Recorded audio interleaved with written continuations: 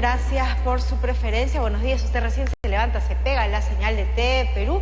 Tenemos información para compartir con ustedes. Les contamos pues que esta mañana a las 10:20 aproximadamente el presidente de la República, Ollanta-Humala, acompañado de la primera dama Nadine Heredia, van a visitar las comunidades nativas de Alianza Topal que habitan pues en la cuenca del río Pastaza, distrito de Andoas, que se vieron afectadas por las inundaciones producidas en la región Loreto. Son 22 comunidades, aproximadamente comunidades quechuas, con 582 familias y un total de 6.300 habitantes los que conviven pues en la cuenca del río Pastaza, todos ellos considerados en extrema pobreza. Eso va a ser en la comunidad nativa Alianza Topal del distrito de Andoas, 10:20. Usted pues lo va a seguir como siempre gracias a la señal de TV Perú, el canal de todos los peruanos. 7:31, lo anunciado, ya nos toca desarrollar la primera entrevista de esta mañana. Estamos acompañados en principio del doctor Javier Sota Nadal, exministro de Educación. También estamos acompañados del magíster Carlos Rojas Galarza,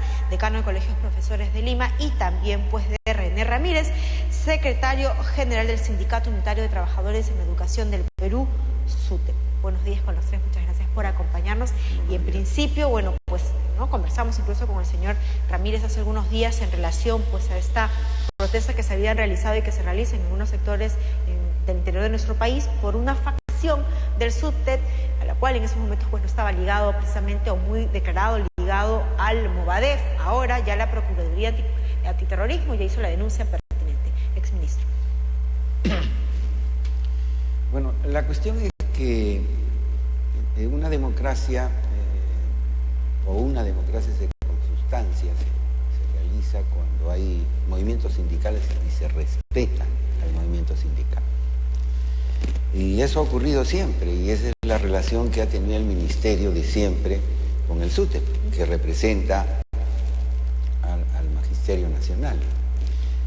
Y también con el Colegio de Profesores, una organización recientemente creada. Siempre va a haber conflictos o digamos diferencias de posición y derechos sindicales que defender, y eso es propio de la democracia. Lo que desde mi perspectiva particular, y así lo hice tanto como rector de la UNI como ministro de Educación también, pienso que esas reivindicaciones, demandas sindicales, siendo la mayoría de las veces legítimas, no pueden de ninguna manera plantear la huelga y la pérdida de clases para los niños y niñas del sector público, porque hay algo que es realmente muy negativo en el Perú. Tú sabes que la educación privada no para, no hay huelgas, y hay profesores que hacen huelga a las instituciones educativas públicas, pero en las privadas no, porque se descuenta. Entonces, ese es un tema. Y algunos sectores, entre ellos el sector radical que está en huelga, que dicen defender el pueblo, son los que mayor daño han hecho a la educación pública en el Perú. Y yo creo, y con eso termino, que el Perú será mejor en la medida que la educación pública sea bastante mejor de lo que es. Y creo que el magisterio está en eso, pero tenemos que encontrar los cauces para que efectivamente la educación pública, que es donde están los pobres, aquellos que dicen defender los partidos marxistas, leninistas, maoístas, etcétera, mejoren y no pierdan clases como están perdiendo. Las clases no se recuperan. Por más que se prolongue no se el tiempo de recuperan porque el tiempo pedagógico, y aquí los profesores y dirigentes lo saben, porque el tiempo pedagógico no se recupera, se pierde definitivamente.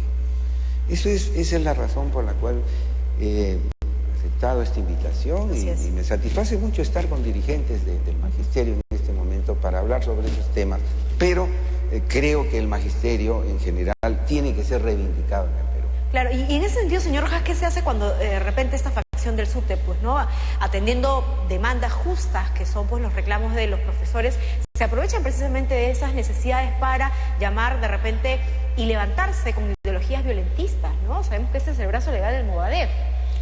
Sí, ese es el tema clave para poder deslindar con estos sectores violentistas y terroristas, indudablemente, porque aprovechan de las situaciones reivindicativas que el SUTEP y el magisterio en su conjunto están reclamando, están demandando, para poder infiltrarse en algunos casos o paralizar el sindicato para levantar plataformas en las que ya no solamente plantean cuestiones reivindicativas, sino también ya situaciones de tipo político partidario.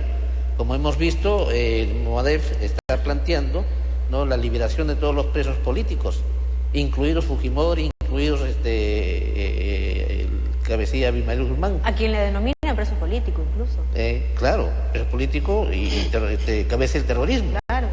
Que ha hecho mucho daño no solamente al magisterio, sino al mismo SUTEP, porque han asesinado a mansalva a dirigentes del SUTEP. En tal sentido, eso inclusive desde un punto de vista ya deontológico es inmoral, es una situación que no se puede aceptar bajo ningún punto de vista. ¿Cómo diciendo defender al pueblo se va a asesinar justamente a hijos y defensores del pueblo, como el caso de María Elena Moyano, ¿no?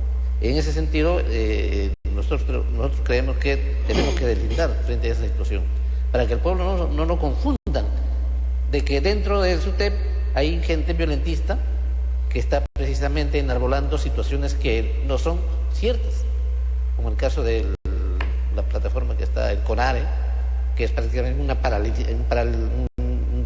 organización paralela al SUTEP, ¿no?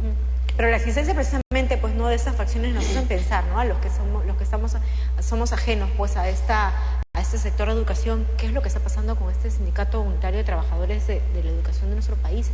Hay dos facciones. ¿Qué pasó? ¿En qué momento hubo esta infiltración, señor Ramírez? Bueno, Jennifer, saludando nuevamente. Mira, sí, lo que está quedando más claro en estos últimos días es la diferencia que tiene que existir entre lo que es el SUTEP, ¿no?, y lo que es un organismo paralelo, ¿no?, que han creado Sendero Luminoso para tratar de sorprender a la opinión pública y al magisterio. Claro, pero ¿cómo se incubó? Yo siempre escucho que dicen una facción del SUTEP, ¿no?, y nosotros declinamos claramente. El SUTEP nunca ha convocado este tipo de acciones, ¿no? Cuando Carlos Rojas Galarza habla de su plataforma, por ejemplo, de esta gente, lo que pasa es que esta gente, tomando el nombre del SUTEP, ¿no?, haciendo algunas pequeñas modificaciones incluso en el logo del SUTEP, sí, ¿no?, eso lo conversamos, cambiándole simplemente el lema del SUTEP, ¿no?, toman el nombre del SUTEP y escriben lo que quieren, y dentro de ellos el pedido, ¿no?, de la amnistía, el pedido de la derogatoria de un decreto supremo que penaliza justamente a esa gente que ha tenido participación en actos terroristas, ¿no? Entonces eso no es la plataforma del SUTEP, ¿no? Entonces no es el SUTEP el que está reclamando esto, no es ninguna facción, es un organismo creado por Sendero Luminoso, es una fachada, no creada para ese objetivo, para buscar ese objetivo precisamente, y nosotros deslindamos totalmente eso. Lo que pasa es que en el magisterio, en el SUTEP, hay una diversidad de ideas, de pensamientos, y nosotros respetamos esa variedad de pensamientos. Cuando el SUTEP ha sido creado, ha sido fundado, ¿no?, ha sido fundado respetando esas diferentes posiciones, y muchas de ellos han ido dentro del SUTEP, dentro del magisterio, a presionar para utilizar métodos que nunca han sido aceptados, métodos violentos, ¿no? Por eso que esa gente, que al no haber sido aceptados esos métodos, ¿no?, de violentismo, no se han separado, ellos se han salido del SUTEP, ¿no?, y han formado este organismo paralelo que le han llamado CONARE, y que ahora se ha quedado demostrado por quién está dirigido, por quién está conducido y por quiénes han sido promovidos, ¿no? Ahora están metidos allí, está conducido ahora por el llamado MOVADE, que es otra mascareta de Sendero Luminoso.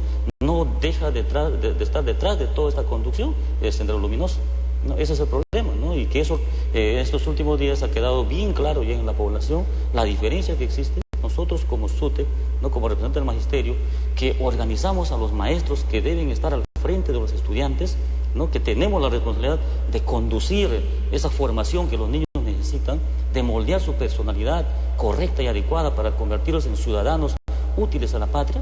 Jamás podemos ser un sindicato que promueva actos de violencia como lo que se han visto en los últimos días. No hablar de esos actos violentos que, bueno, ponen en evidencia cuál es el tenor de estas agrupaciones, pero sin embargo ustedes, me acuerdo que en su momento de la semana pasada conversábamos, ¿no?, de estas protestas, y ustedes decían que para nada les estaban avalando. Sin embargo, ahora sí han hecho un llamamiento, una paralización. Jennifer, que quede claro, no estamos avalando ninguna ninguna huelga. El día de hoy nosotros estamos haciendo una paralización, tal como yo anuncié, creo que la vez pasada cuando conversamos, nosotros dijimos que esperábamos hasta el día 6 de julio, Día del Maestro, que el Ministerio de Educación cumpla con los compromisos asumidos en la mesa de diálogo. Mira, ya no estamos exigiendo solamente el cumplimiento de las promesas electorales del presidente Ollantumala, sino estamos exigiendo el cumplimiento de los acuerdos de la mesa de diálogo, que por meses hemos venido sosteniendo con el Ministerio de Educación. En estos días yo he escuchado a la ministra, a las autoridades, al premier, he escuchado, no, hay una mesa instalada con el SUTEP, por supuesto que sí. Y que estaban en diálogo, ¿qué ocurrió? Pero sin embargo, no ha cumplido todo el gobierno? el tiempo no vamos a venir dialogando y los acuerdos no se cumplen. ¿Qué no se está cumpliendo? Se ha prometido anunciar un incremento de salario. Ya. No nos han dicho cuánto es el monto que van a anunciar, pero lo que se ha acordado que debe ser un monto considerado, tal como nosotros hemos planteado, que debe equipararse mínimamente con el costo de vida, con la inflación acumulada durante los 6 años que no hemos tenido incremento de salario. Eso es el primer planteamiento que nosotros hicimos. Por supuesto que el magisterio no necesita solamente eso, no, porque nuestro pago siempre ha sido deficiente en comparación al costo de vida. Pero mira, hasta cuánto somos flexibles nosotros que hemos puesto eso como primer aspecto, ¿no?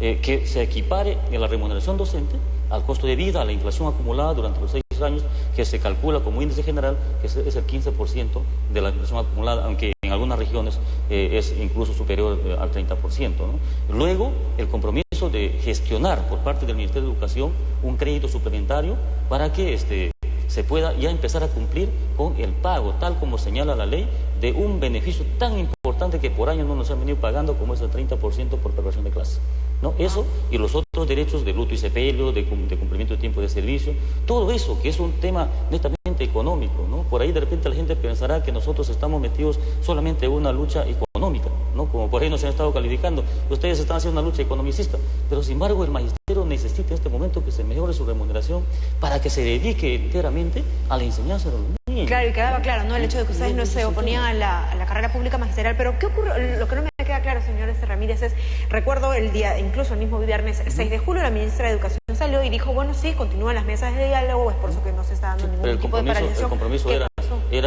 anunciar ese día. O sea, los plazos no se han cumplido. No se han cumplido eso y entendemos que hay una dureza en el Ministerio de Economía y Finanzas. Y el día de hoy he tenido una conversación no precisamente con la ministra o con un asesor principal, sino que nos han comunicado que están ellos reunidos.